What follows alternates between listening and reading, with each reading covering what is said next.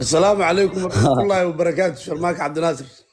legendka social media walaalkay goodka meeshan lagu wada hadlo iyo dadka meesha ku xariiraan iyo meelahan la isku soo caayo iyo commentary dhan aabahooda aadan ku salaama walaalkay. شرماك عبد الناصر walaalkay waa ku salaamay. thank you walaashay Mira Qaran thank you abay. شرماك walaalkay ka qaal horta waxa waaye saa u sheegtayba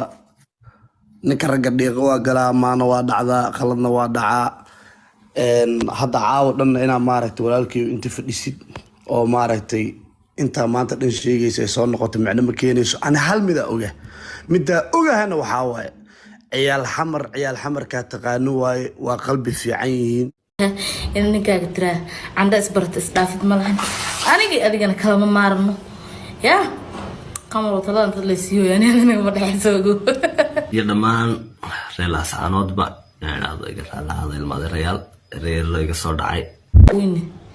queen of ajura horta ku salaam adigana abaa deeman fushuuqay islaamkii dhan hadda inay been sheegayaan umaleeyla qofkii wax run jecel xitaa been uu sheega umaleey because of ada diif iyo tiktok intaad soo gasho adoo sinde tum hanina lagu daara luuqa layfa ku arka mugtaado amarla sheegadinana يا هاد موهينو حاس عادي جيلين يا ما قدرت لنا بهاد اتريشين عملايا marka fartuun daahire waxa wax reeyay leeyihiin oo ninkaas ubad idan ka dhaxeeyo oo ninkaas ay ka soo go'day oo nacday goodbye ku dhex ilaahay waxa kaaga baryaa mid kale oo joog iyo jamaal leh oo ku ilowdo nin baa nin lagu iloobay ya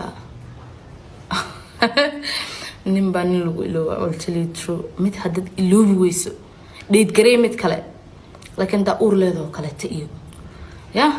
هذه حالة أكريهين وداد تايم نكو بنانين أبر بلام لكن هذا سينجل تحي والله وبالله وطلع قفك إلو بوسو مد ما بدلو إلو با هذا موبايل ولي قدرن آيفون يلا شاشة كجبان هستو يقولي إن كاجا بقرت لقى هلا مركز سويري هلاقي قالها يعني ما قاطها يوم قرتيسي وقالت كيسي ما قاطها مركز يقول ها وقاط